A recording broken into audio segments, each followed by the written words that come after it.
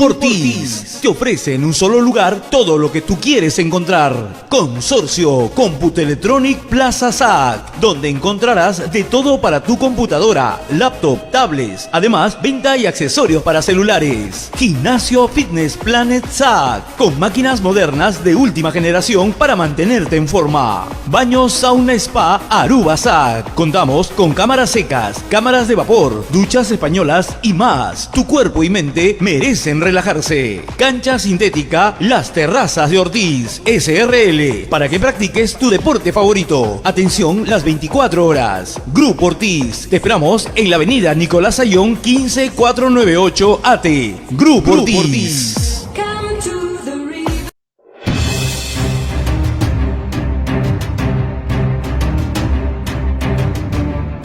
Porque ahora ya no existen fronteras y gracias a la tecnología podemos estar más cerca.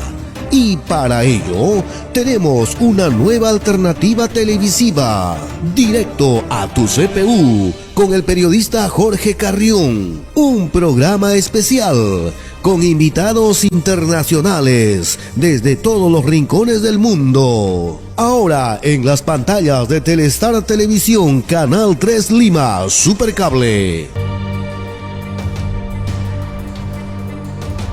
No se lo pierda.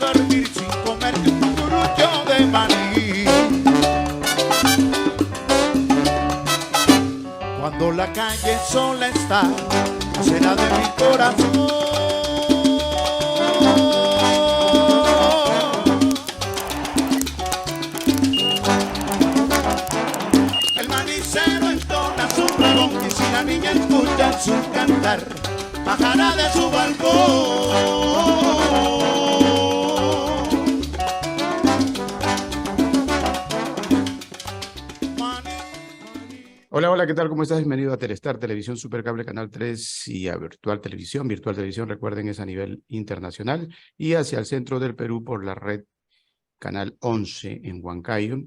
Decíamos que dentro de las entrañas de nuestros países, pues tenemos lugares neurálgicos que son precisamente los puntos a los cuales tratamos de llegar con mayor frecuencia, porque el Perú normalmente, pues, lo conocen más por Lima y quizás por Cusco, donde está Machu Picchu y algunos lugares importantes que se venden a nivel internacional. Igual pasa con otros países. Hablamos de Venezuela de repente el Salto del Ángel, Caracas, ¿no? Pero hay lugares que están en las entrañas y muchas veces olvidados a nivel de nuestro continente. La idea es que, lamentablemente, a veces el centralismo produce pues fenómenos incluso de explosión demográfica en Santiago, en Bogotá, en Buenos Aires, en Caracas, en Lima. Y realmente nos encontramos con necesidades bastante difíciles en las entrañas de nuestros países. Hay una mala distribución respecto a lo que significa la gobernabilidad a nivel de América Latina principalmente, y eso lo tratamos de contrarrestar pues gracias a Canal 11, la red de Huancayo, que nos permite llegar a estos lugares. Así es que para hoy, por ejemplo, tenemos un enlace internacional, ¿no? Y dentro de este enlace vamos a presentar a nuestros nominados para lo que van a ser nuestra distinción honoris causa a propósito del Bicentenario de la Independencia del Perú, que, como recordamos, pues estamos ya iniciando prácticamente a partir de mañana el mes patrio. Casi varios países de nuestra Sudamérica pues ingresan al mes patrio, ¿no? Tenemos en el caso de Perú el 28 de julio como día central de lo que fue la proclama de la independencia de 1821 con el generalísimo don José de San Martín. Y para ya el cierre de lo que fue ese periodo independentistas, pues encontramos que en 1824 se sella la independencia en Ayacucho con la intervención de Sucre y Bolívar. Entonces, en esos afanes de un poco arengar a nuestra gente hacia recuperar un poco la memoria histórica, siempre es necesario trabajar al respecto con importantes aportes de pronto de invitados para lo que significa nuestra nominación a distinciones honoris causa, pero no solamente con gente de Perú, sino con gente de otros países, con gente que aporta a la cultura, al arte, al espectáculo, a la ciencia, a la tecnología, ¿no? Y que a lo largo de su trayectoria profesional, pues, se destaca. Y tratando de contrarrestar a la otra cara de la medalla que lo dan los medios masivos, ¿no? Los medios masivos te presentan por ahí a figuras escalofriantes, ¿no? Muchas de ellas que rondan en la delincuencia, en la farándula, en el absurdo. Y ellos son el pan de cada día a nivel de nuestros medios de comunicación, los protagonistas de la película, los grandes ejemplos, los grandes paradigmas. Nuestros jóvenes, pues, se ven afectados, entonces nuestro futuro se ve afectado, porque ya eso viene a ser algo genérico a nivel de los medios de comunicación masivos, lamentablemente. Entonces, esto, pues, simplemente es un intento por lograr contrarrestar algo tan complicado, ¿no? Creo que la tarea es difícil, pero no imposible. Vamos a ver si logramos en esta oportunidad, pues, un poco identificarnos con esta especie de aliento que tenemos hacia nuestros jóvenes, presentando, por ejemplo, a algunos de nuestros nominados. Para hoy tenemos a Dora, que se encuentra en la ciudad de Miami, Dora Gabay. Ella radica en los Estados Unidos, es originaria de Venezuela, ¿no? Pero tengo acá entendido que ya es ciudadana americana. La primera parte, entonces, sería a manera de introducción, ¿no? ¿Cuesta mucho hacerse ciudadano americano, Dora? ¿Tú qué dirías? Bienvenida. Ah, bueno, muchas gracias. Sí cuesta ser ciudadana americana, por lo menos en la época que yo vine hace 25 años. No fue fácil, era con abogado, era bajo las reglas de la ley. Pero se obtuvo, yo fui asilada, vine como asilada por ciertas razones que hubo en Venezuela y costó, a pesar de que fuera asilada, costó bastante, pero aquí estamos. La perseverancia es la que vence y pues soy venezolana, pero me adapté y dije, el sueño americano no es un sueño para americanos, sino es nuestro sueño para aportarle al americano. Y eso, en eso estamos los hispanos, que venimos, nos integramos, luchamos y de alguna manera nos destacamos. Tengo entendido que emigras el año 98, o sea, tú ya vas después del periodo inicial de Hugo Chávez Frías, ¿no? O sea, viviste Sí. el inicio espeluznante, para algunos magnífico, ¿no? Porque los que aplauden la revolución dicen que los mejores años de la revolución fueron esos años, ¿no? Desde que aparece en escena hasta más o menos esa temporada en la que tú te vas. Coméntanos tu salida, ¿cómo fue? Bueno, yo estaba en ese entonces casada con un comisario general que tuvo algunos problemas políticos y pues, como fuimos de alguna manera amenazados en nuestra seguridad, yo me vi forzada a venir primero con mis 2 hijas y luego, pues, él vino posteriormente y pues vinimos por así. No hay forma de volver a Venezuela. Yo no tengo pasaporte ni tengo, mientras esté el gobierno de Chávez, pero siempre he estado muy al tanto de lo que está pasando en mi país y en la medida que pueda aportar, aporto. Porque acá he tenido varios programas de radio y de televisión, me han invitado desde Venezuela, yo los he invitado para acá participando porque mi trabajo estando en Venezuela fui muy activa. No estoy hablando desde el punto de vista político, sino activa en cuanto a la enseñanza, como profesional. Yo daba clases a las Fuerzas Armadas, a los militares en el Fuerte Tiuna, daba clases a la Policía Metropolitana, al Cuerpo Técnico de Policía Judicial. Es decir, yo he estado muy activa y no he dejado de estar activa, siempre aportando algo que yo creo que cuando uno recibe un título, cuando uno tiene ciertos beneficios por ese título, no es un regalo, es una responsabilidad. Y así pues lo he asumido hasta hoy en día. Bien, bien. Bien, luego nos vas a comentar algo más respecto a eso, que a veces la gente se planifica emigrar y principalmente a los Estados Unidos, y siempre es importante algunos modelos, ¿no?, que nos permitan ubicarnos realmente, ¿no? En el caso de Dora, por ejemplo, el hecho de que haya obtenido el asilo, pues creo que por ahí un poco como que le ayudó, ¿no? Porque mucha gente pues llega indocumentada y pasa problemas de dificultades para conseguir trabajo y todo lo demás. Pero de eso conversamos luego.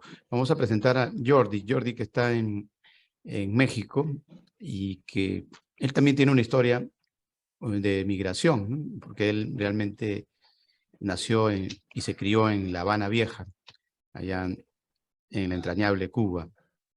Ya hemos conversado en otra oportunidad con Jordi, pero siempre es bueno que nos alecciones al respecto, Jordi. Hace poco estuviste leyendo el relato de uno de nuestros primeros ganadores de notas migratorias, César Vallejo, que fue un cubano, ¿no? Luis Manuel Hernández, creo que es. Bueno, que él relata parte de su salida, no personal, sino de una cubana, ¿no?, que se va a Miami y luego retorna, y actualmente pues vive nuevamente ya en La Habana, un poco ultrajada por la circunstancia particular que le pasó a nivel de lo que significa esa parte migratoria difícil para los cubanos. Coméntanos un poco, ¿por qué te identificaste? Me dijiste que te identificaste mucho con aquel relato. ¿Qué te hizo recordar, Jordi? Bienvenido. Gracias, Jorge, por la oportunidad. Pues sí, es un relato hasta cierto punto común entre quienes vivimos allá, quienes conocimos la situación complicada en que se desenvuelve uno en el día a día. En mi caso personal, pues terminé una carrera técnica de dibujo. De ahí comencé a trabajar en el sector turístico. Ahí conocí a la que posteriormente fue mi esposa. Una vez que el régimen se enteró de mi lazo matrimonial con ella, pues inmediatamente fui separado del trabajo donde me desempeñaba. Y a partir de ahí, pues comencé a experimentar muchas dificultades para conseguir otro trabajo, lo que a la postre desencadenó mi salida del país con ella, porque pues se disminuían demasiado las posibilidades de salir adelante en plena juventud, con muchos sueños, con muchos deseos que ahí iban a ser demasiado complicados o hasta imposibles de cumplir. Bueno, es parte de lo que significa la migración. Ya posteriormente pues, llego a México, a una realidad distinta, diferente, y aquí me integré, estuve trabajando en diversos oficios, en oportunidades que me daban conocidos, amistades, porque en esos años yo estaba indocumentado, ya que aunque llegué legalmente al país, pero no seguí ningún proceso para legalizar mi estancia en el país, entonces pues no tenía posibilidades prácticamente para trabajar en México, para desarrollarme, para estudiar, hasta que muchos años después, ya con un programa que instaló el gobierno para la legalización de personas indocumentadas que habitaban desde hacía mucho tiempo en el país, que inclusive ya tenían hijos, como era el caso mío, pues ya poder regularizar mi situación y desarrollarme de un modo mejor, integrarme en esta sociedad mexicana. Bien. Luego nos vas a comentar un poco, quizás todo aquello ha contribuido para uno de sus últimos libros de Jordi, Instrucciones para la Vida. Ahora se atreve Jordi incluso a darnos instrucciones, ¿no? Imagínense la experiencia que maneja, que se ha sentado ahí en su escritorio y ha comenzado a elucubrar y a decirnos cómo debemos de vivir. Pero eso lo comentas luego, Jordi. Vamos a presentar a Harlen Hernández. Harlen, coméntanos tu parte migratoria. Tú estás en Columbus, Ohio, tengo entendido. Has tenido también una vida un poco identificada con el riesgo, ¿no? Con lo que significa el salvamento, experiencias que son necesarias y bastante dificultosas en nuestros países, ¿no? Que adolecen de la tecnología.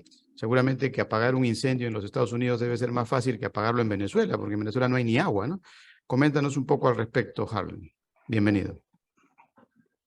Tu micrófono, Harlen, actívalo.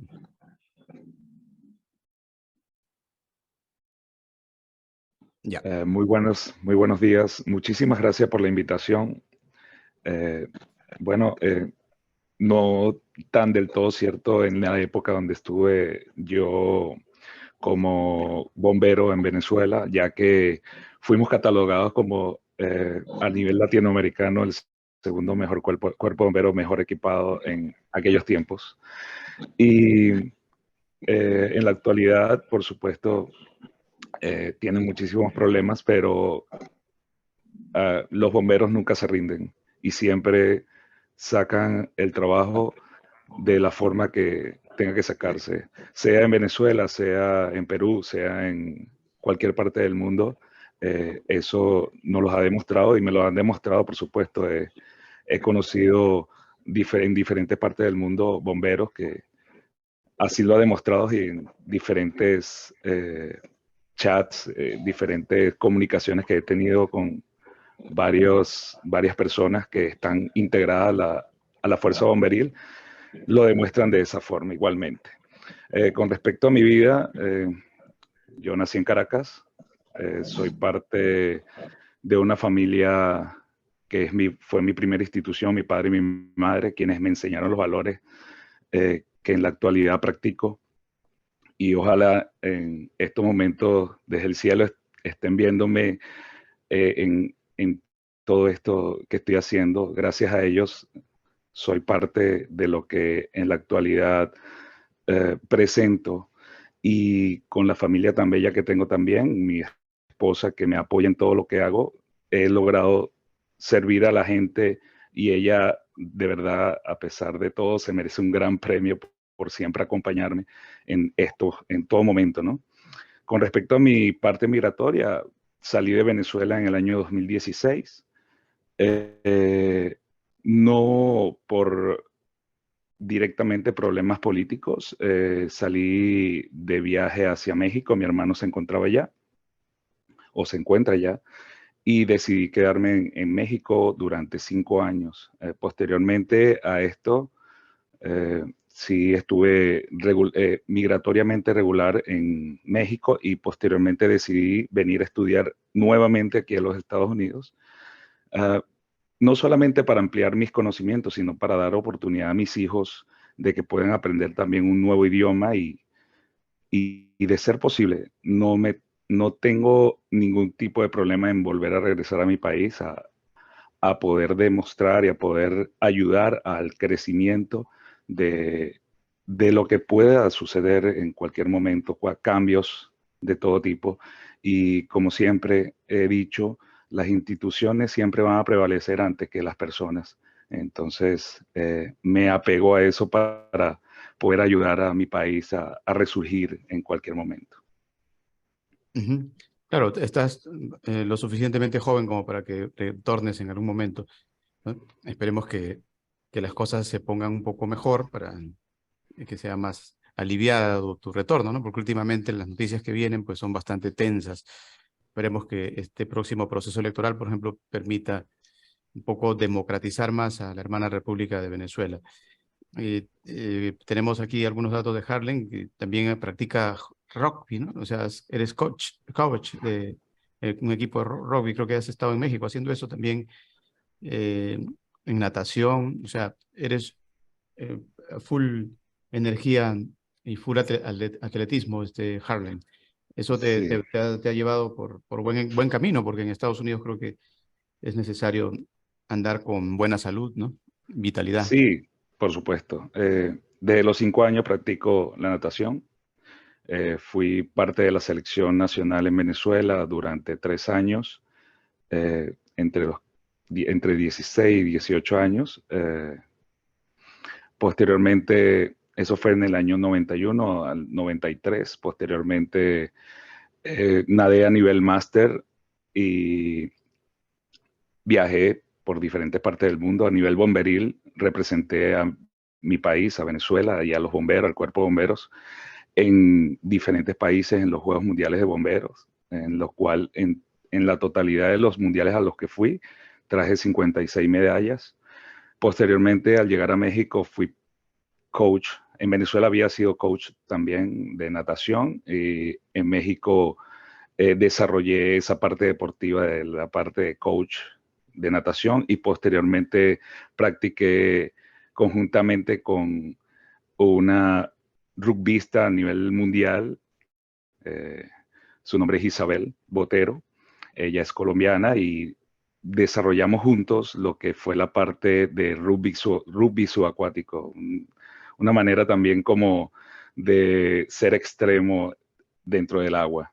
Eh, Quizá no soy tan joven, tengo 49 años, pero hay, hay bastantes cosas que he hecho, gracias a Dios, gracias a todas estas cosas que desarrollo y he desarrollado, me han abierto muchas puertas a nivel, eh, no solamente de, de personas que conozco, sino a nivel institucionales, a nivel, aquí en Estados Unidos, de hecho, en la universidad que estoy estudiando, me dan la posibilidad de poder ingresar a lo que es la parte del cuerpo de bomberos como, eh, como no a full time, sino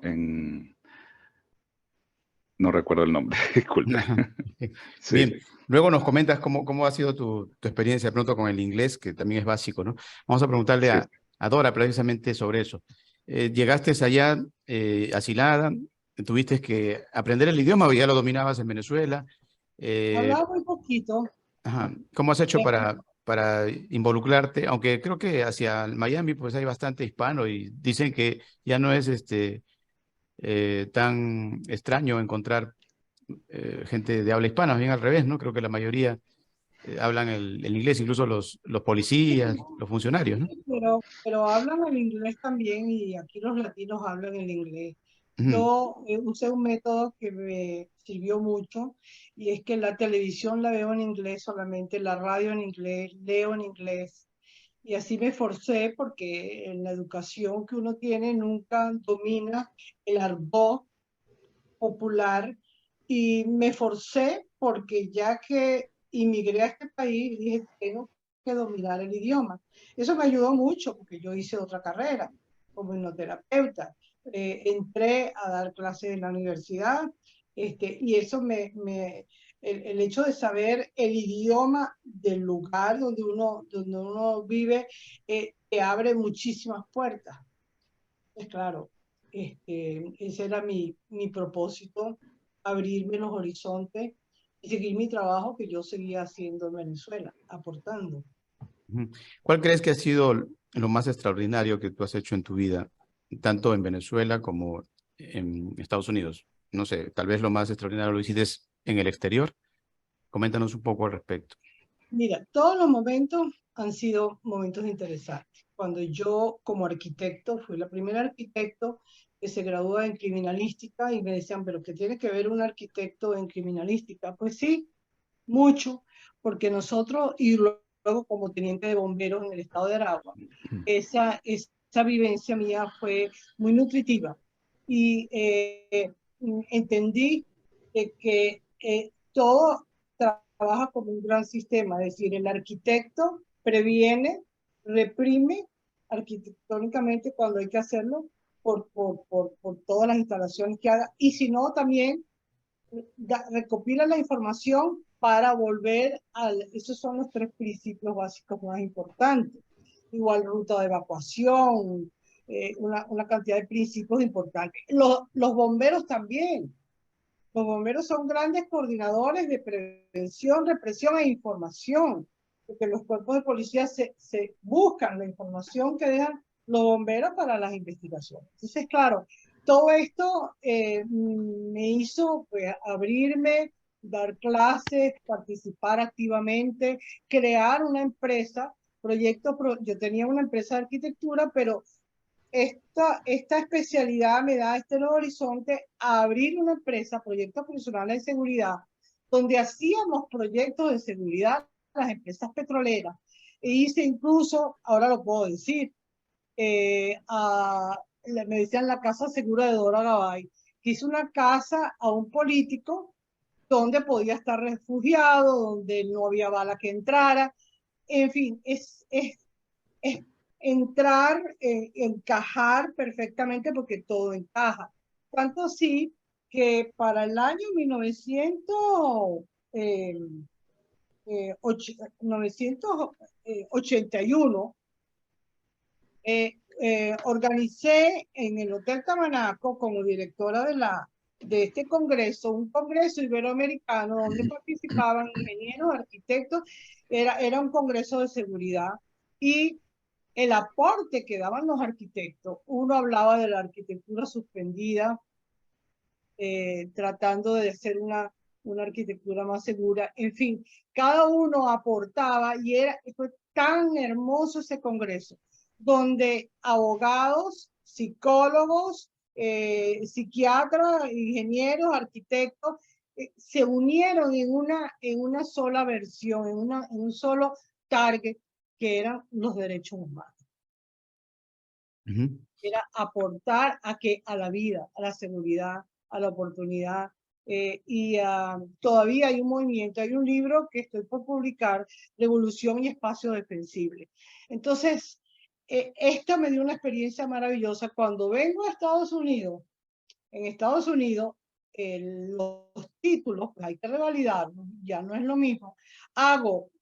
Porque tengo materias que pudieron ser aprobadas de psicología y de derecho, y hago un estudio en Nueva York como hipnoterapeuta.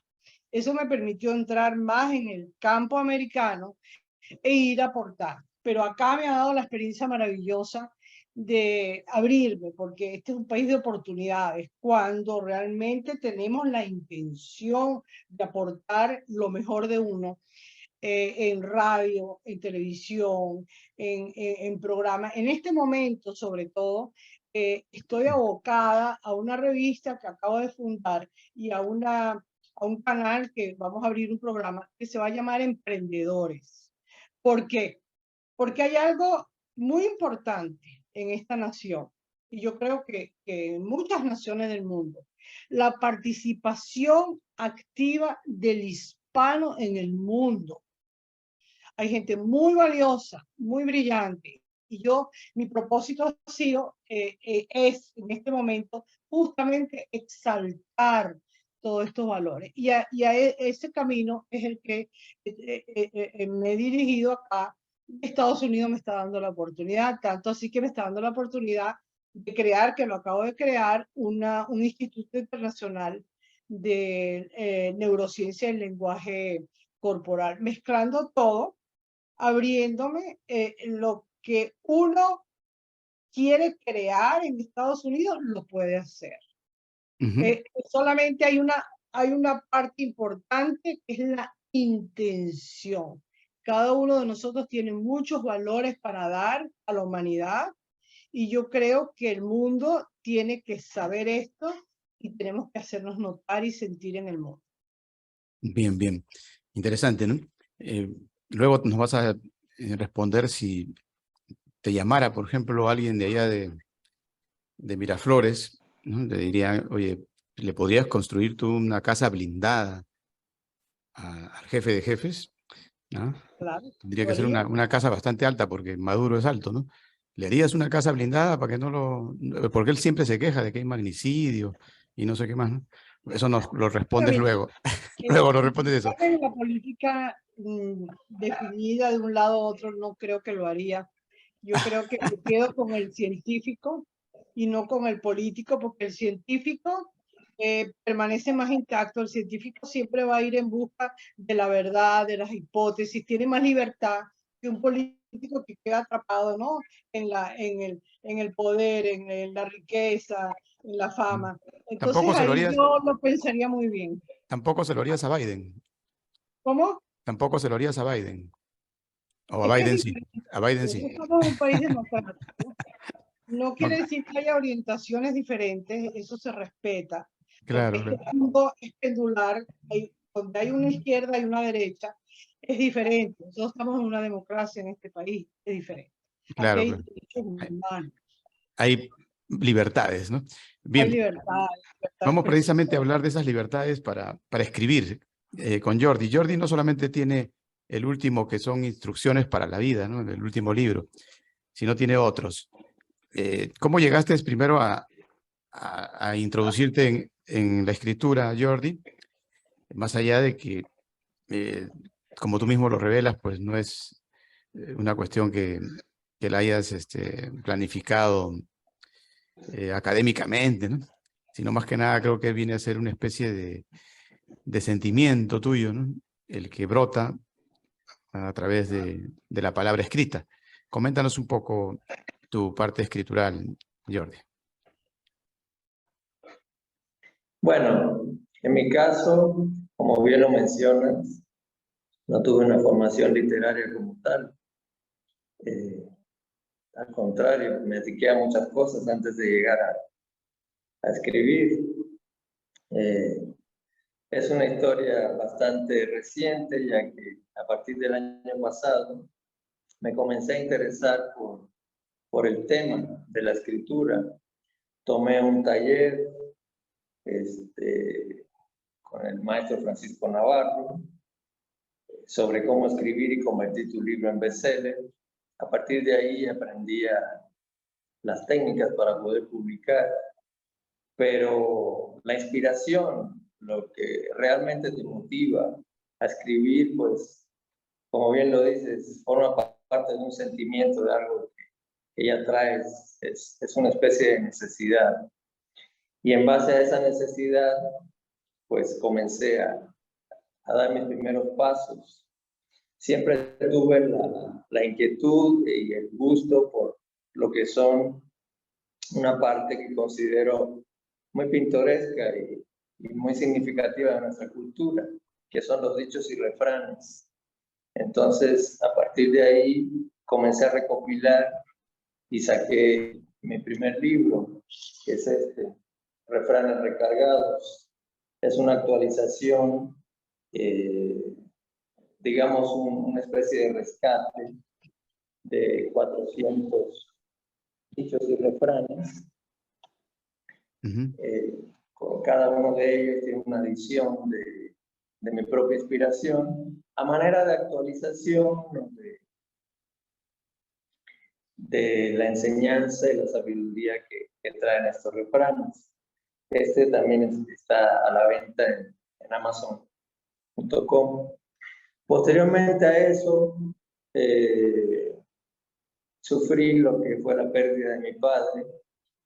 Eso me llevó a un dolor muy especial, muy intenso. Y bueno, la manera de alguna forma desahogar ese dolor fue refugiarme en la poesía. Y la mayor parte del año pasado estuve muy intensamente ligado a la poesía. Tengo 3 colaboraciones en poemarios de la editorial Gol. Tengo Momentos Inolvidables, También participé en una de poesía mística, que es Contemplando a Dios, también de Gol Editorial.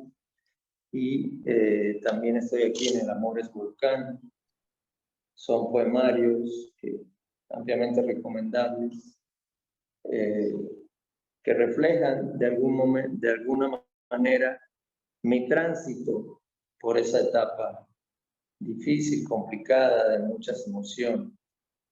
Y últimamente, pues tuve la oportunidad de recapitular de algún modo mi interés por los refranes a través de los aforismos.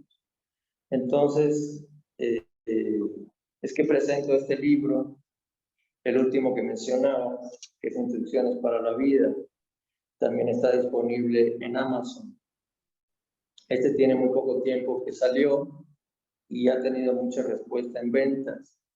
Obviamente, el título del libro obedece a una estrategia de mercadotecnia. Tengo muy claro que las instrucciones para la vida únicamente Dios nos las dio con sus 10 mandamientos y nadie más es capaz de repetirlo, de volverlo a hacer. Sin embargo, el libro es una invitación a través de 100 consejos a observar, analizar muchas veces lo que nos pasa, lo que nos ocurre, situaciones comunes en las cuales no reparamos muchas veces, pero que son importantes, son trascendentes y marcan muchas veces nuestro destino, nuestra forma de ver la vida, de analizarla. Entonces creo que es un apoyo y es muchas veces hasta encontrarán soluciones en todas las cuestiones que planteo, tanto para jóvenes como para adultos. De alguna forma encontrarán un modo distinto, una óptica diferente, un cristal distinto para entender, analizar y solucionar sus cuestiones personales y profesionales. Y para aquellos que deseen ingresar a atreverse a hacer lo que Jordi ha logrado, ¿es difícil, Jordi, consolidar un libro? ¿Qué les podrías decir? ¿Qué recomendaciones les darías, por ejemplo, a un joven? De repente Harlem tiene tanta experiencia que nos ha relatado a través de sus travesías de riesgo, ¿no? O también Dora, y puede por ahí atreverse a un bestseller, ¿por qué no, no? ¿Qué les dirías? ¿Cuál es el punto 1? ¿Qué es lo primero que tienen que hacer? Bueno, yo tengo una frase para eso que dice más o menos así: el truco para recordar es escribir y el truco para escribir es recordar. Entonces, hay que plasmar. Finalmente, uno, consciente o inconscientemente, puede hacer ejercicio de introspección durante el día.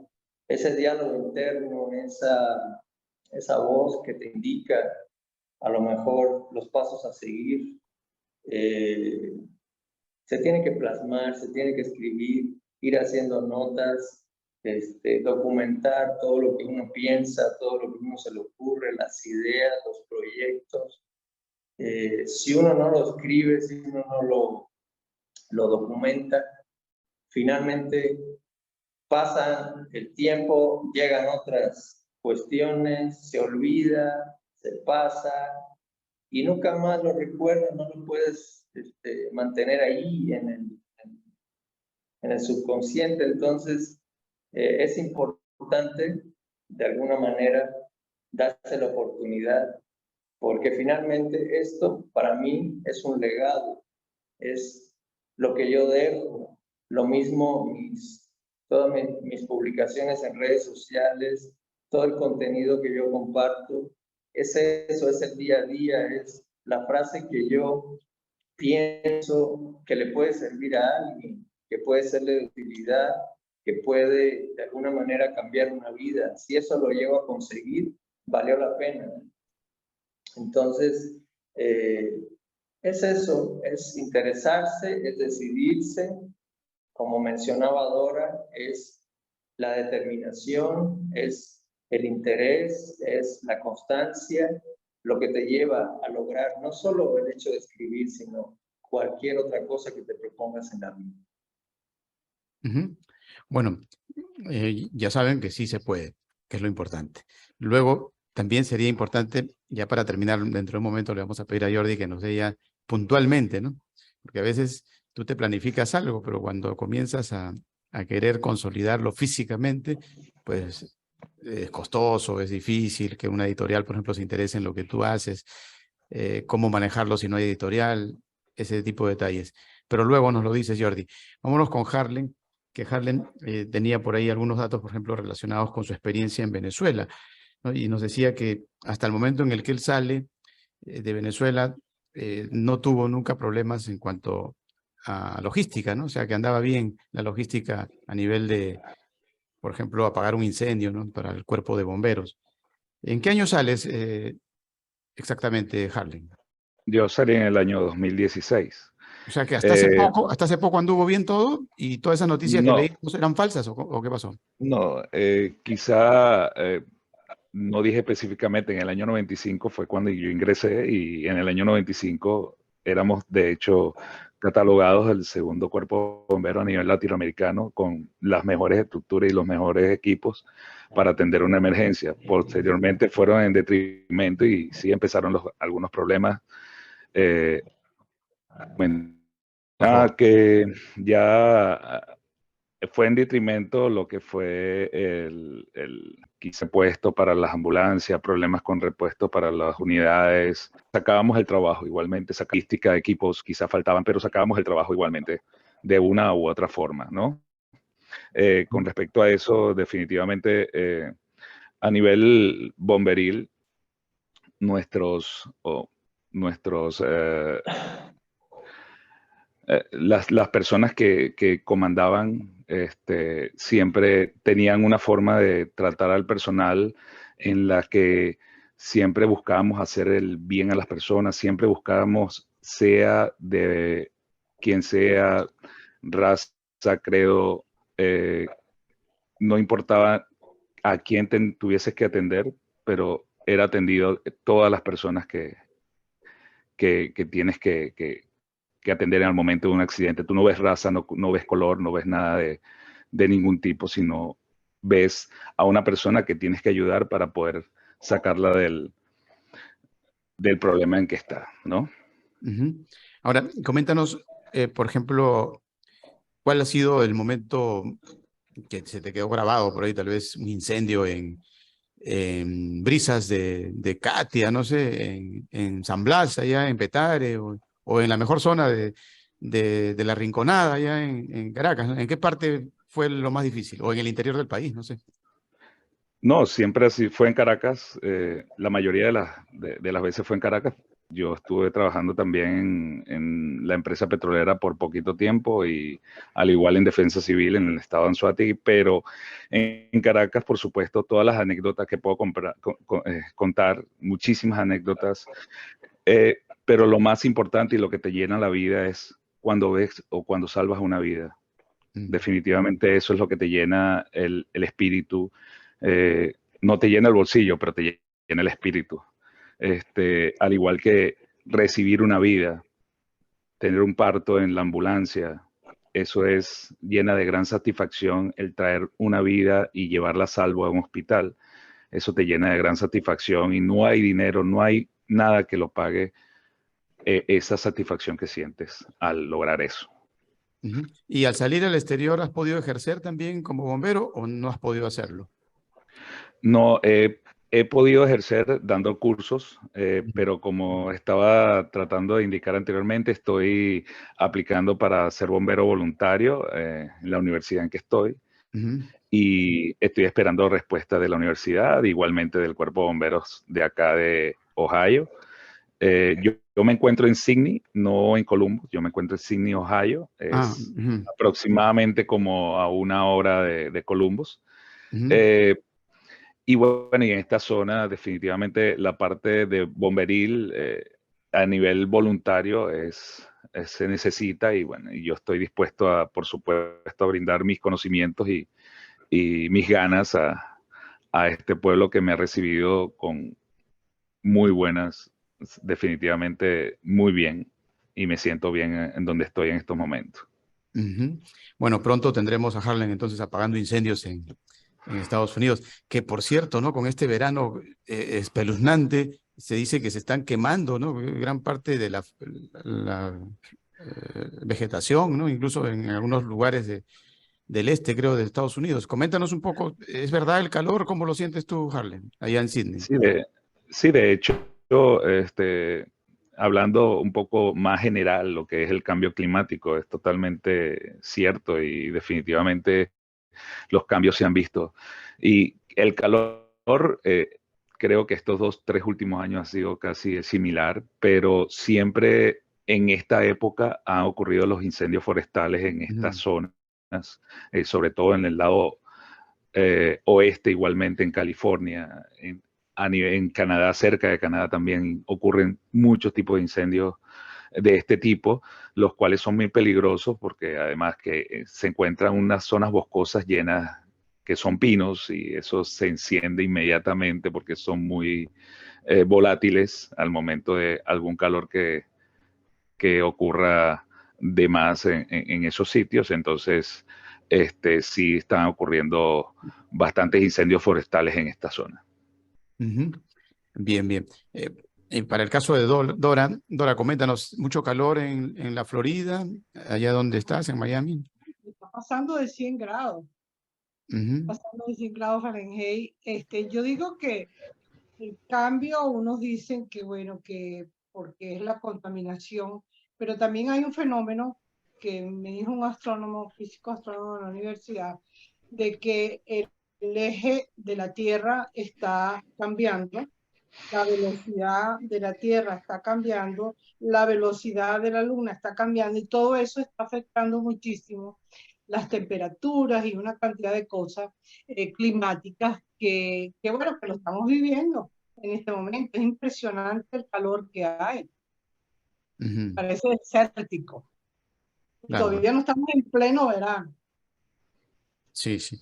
Bueno, nos decías al principio algo un poco conmovedor, ¿no? Que tú no puedes regresar a Venezuela. ¿Qué es lo que más extrañas, Dora, y aspiras a volver en algún momento, Dios mediante, a pisar tu suelo patrio? Así sea. Así sea. Lo que más extraño es la idiosincrasia de nuestro pueblo, donde el negro, el campesino, todos de alguna manera tienen una condición muy, muy especial, que es la humildad y el amor incondicional. Eso lo extraño muchísimo. Y ahí, si tuviéramos que revisar la esencia de los derechos humanos, la tenemos en nuestra idiosincrasia. Nosotros estamos mezclados el mestizo, del conquistador, del neuroafricano, pero toda esa mezcla nos dio una tipología, un arquetipo muy especial al cual yo extraño muchísimo. Y yo sé que de alguna manera se ha conservado en un alto porcentaje. Bueno, Celia Cruz creo que no llegó a regresar a los Estados, a Cuba, Jordi, si no me equivoco. Tenía mucha intención de volver a su país natal, ¿no? En el caso tuyo, tú sí has hecho viaje de turismo, no tienes problema para retornar a Cuba. Coméntanos un poco respecto a esa parte que también es un poco delicada, ¿no? En torno a lo que significa la migración cubana hacia los Estados Unidos. Bueno, efectivamente, Celia ya no pudo volver, pero por razones muy evidentes, ya que a pesar del sabor de su música, pues siempre dejó palpable su posición en contra del sistema que se estableció en la isla. En mi caso, afortunadamente no he tenido esa dificultad, más bien han sido cuestiones económicas las que a veces se han interpuesto para no poder visitar más regularmente. pero sí, gracias a Dios no tengo problema en ese sentido. ¿No? Bien, eso es importante, ¿no? Harlen ya nos dijo que él tampoco tiene problemas, él si quisiera podría ir a Caracas, ¿no? Y regresar tranquilamente, ¿no? Claro, seguramente estás optando por una mejor estabilidad en cuanto a tu condición migratoria, ¿no? Y si estás estudiando, yo creo que ya tus horizontes están puestos en los incendios de los United States of America, que en apagarle incendios a Maduro, ¿no? Bueno, es lo que hemos entendido, ¿no? Por el momento que él apague sus incendios, ¿no? Que él vea cómo apaga sus incendios. Harlen, No, ¿qué mensaje? ahí tenemos gente preparada para que lo haga. Claro, claro, seguramente, ¿no? ¿Qué mensaje Quizás, le darías a nuestra gente, a los jóvenes en especial? Tú dices que no eres joven, pero sí por tu estado físico, yo creo que eres lo suficientemente joven. Y aparte, lo que siempre les digo es que, oye, ¿por qué esperar todavía que la persona sea una persona que esté en su etapa de retiro, de eclipse, para darle un reconocimiento, ¿no? ¿Por qué? Porque esperar que, oye, sí, se puso mal, hay que darle un reconocimiento. A veces los gobiernos hacen eso, ¿no? Le rinden homenaje ya cuando se murió incluso, ¿no? ¿Por sí, qué? así es, ¿Por qué así somos es. tan ingratos? Bueno, estamos actuando mal. Creo que este tipo de reconocimientos tiene que ser en este momento, incluso antes, ¿no? Para poder fortalecer al individuo y darle al joven, al que viene atrás, el ejemplo, ¿no? Y quizás por ahí As- comencemos a cambiar el panorama de malas conductas que tenemos ahí, ¿no? La gente está tratando de emular a un rapero, ¿no? A un tipo que por ahí tiene una vida extraviada. Precisamente, ¿por qué? Porque no trabajamos al respecto. ¿Cómo contrarrestar eso? No queda otra que unirnos, Harlen. ¿Qué le dirías tú a los jóvenes después de tu travesía, por ejemplo, por México, ahora por los Estados Unidos, después de haberle apagado incendios a Maduro y ahora estás ahí con Biden? Coméntanos, ¿qué le dirías al muchacho? Pienso lo más importante es la constancia, los principios. Los principios son lo más importante que uno tiene que tener basados en la familia. Importante respetar a los mayores. Creo que es uno de los ejemplos que debemos tener todos los muchachos. La tecnología definitivamente hace que perdamos esa posibilidad de comunicarnos directamente con ellos totalmente. Buscar las formas o los medios de llegar a ellos ahora es de forma tecnológica. 2.0, tenemos que convertirnos todos en 2.0. Pero sí hay vías, sí hay maneras, sí hay formas. Y mi gran consejo es que tienen que seguir las vías regulares, seguir el bien. Definitivamente lo que dicta el corazón es lo más importante, ver una esperanza, siempre tener proyectos, eso te hace joven. No decaer cuando caigas, tienes que levantarte, porque en esta vida no es que no haya segundas oportunidades, hay miles de oportunidades. Lo que tiene uno que saber aprovecharla en el momento justo y llegar a eso que es la felicidad, lo que llamamos felicidad, se da cualquier día. La felicidad es todo el tiempo. De verdad que muchísimas gracias por esta invitación y definitivamente mi gran consejo para ello es todo lo que acabo de decir. Gracias, Harlem. Vámonos con Dora. Dora, ¿qué nos recomendarías, qué le dirías a los jóvenes que llegan, por ejemplo, con la ilusión de encontrar en el exterior un futuro? Muchos de ellos están saliendo, ¿no? Y siguen llegando. No solamente a Estados Unidos, se van a México, vienen acá a Perú, a diferentes lugares. Algunos consiguen superarse, consiguen adecuarse, acondicionarse al lugar donde van. Otros rebotan, ¿no? Porque a no todos les va igual, seguramente. ¿Qué les dirías? Yo que he atendido atiendo jóvenes, atiendo niños y que vienen, que incluso han sido documentados, tenemos la obligación, todos aquellos que de alguna manera estamos involucrados en la educación, en educar la mente. Esos jóvenes que están viniendo, estamos hablando de los jóvenes que vienen en esas condiciones, que vienen con 4 sentimientos muy fuertes, que es lo que crean la rabia y el odio, la destrucción, que es el sentimiento de abandono, el de rechazo, el de la preferencia. Mira, tú aparte, el rechazo, ¿no? Entonces, nosotros tenemos que educar las mentes, concentrarnos en la educación. Los padres cada vez son más responsables de ese cambio que estamos haciendo a los hijos. Tenemos que estar con ellos educándolos permanentemente.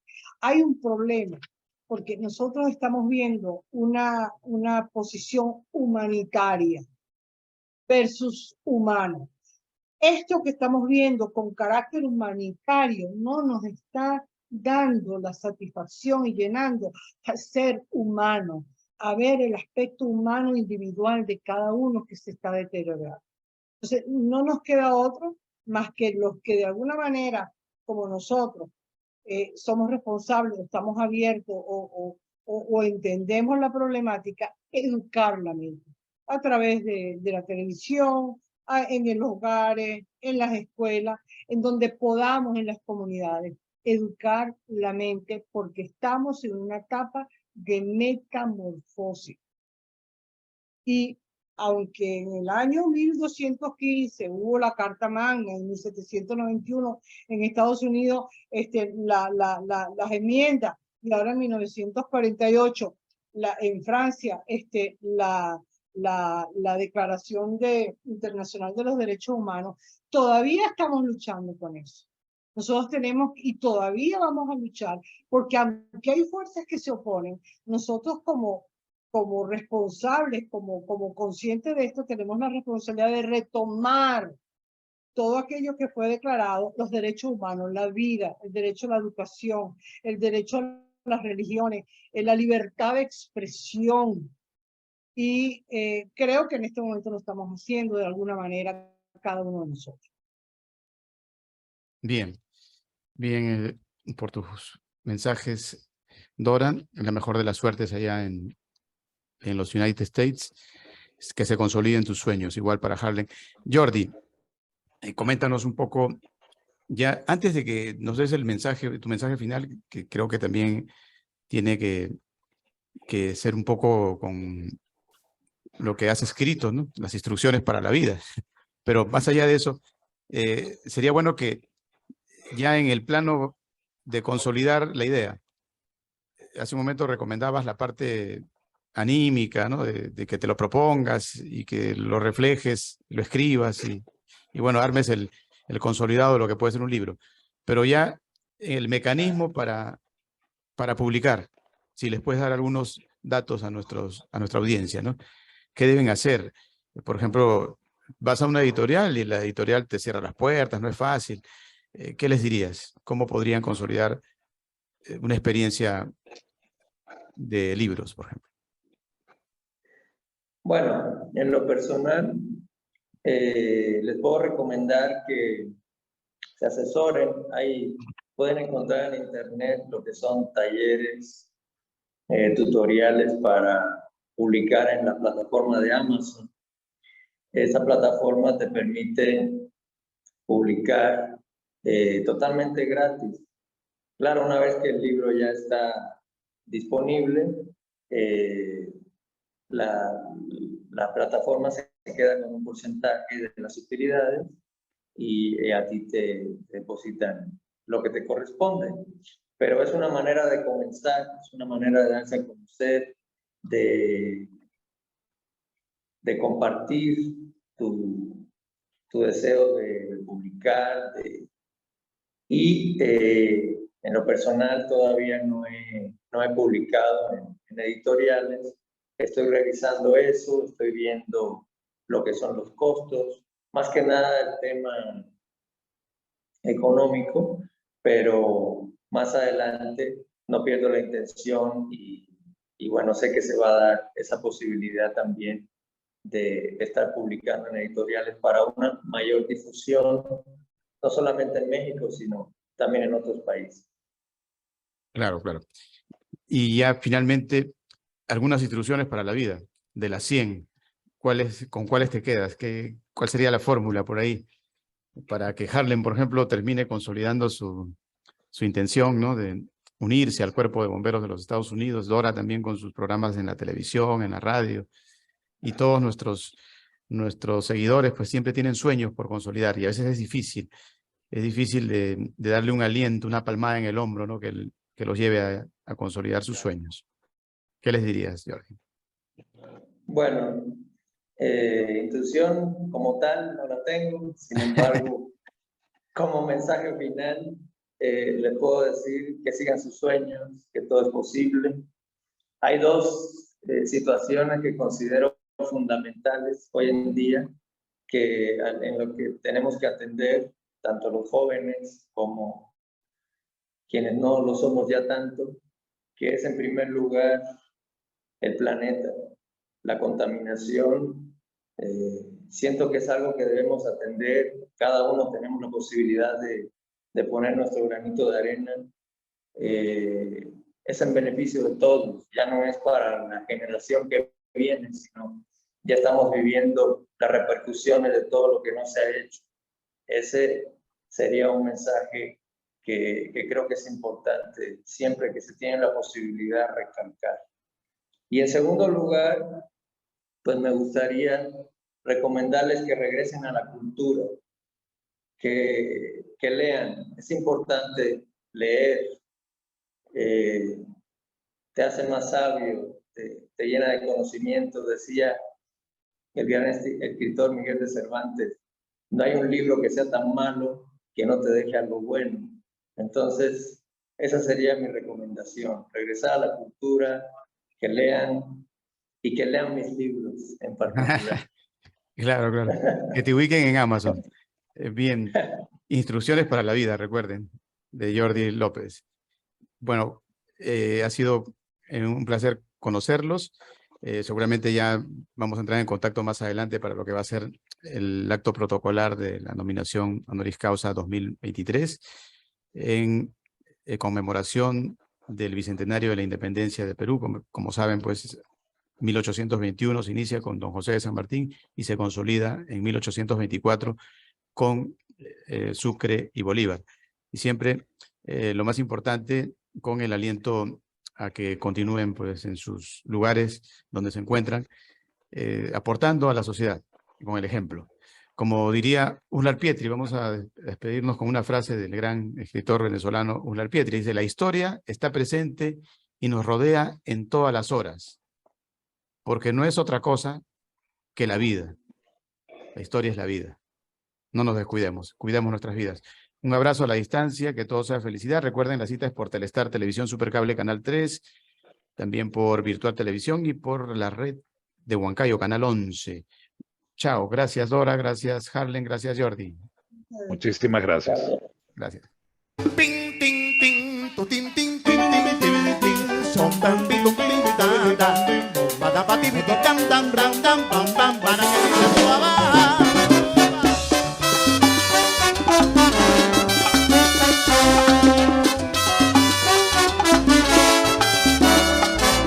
traje el bajo que tú quieres que toque, ese no lo registro yo. No, si no me compra me muero. En otra oportunidad le tocó el bajo, porque fue que no lo trajo este negro. Cómprame uno, si no me compra me muero. Es un problema cargarlo ahora en los aviones, te cobran tanto por 25. Cómprame uno.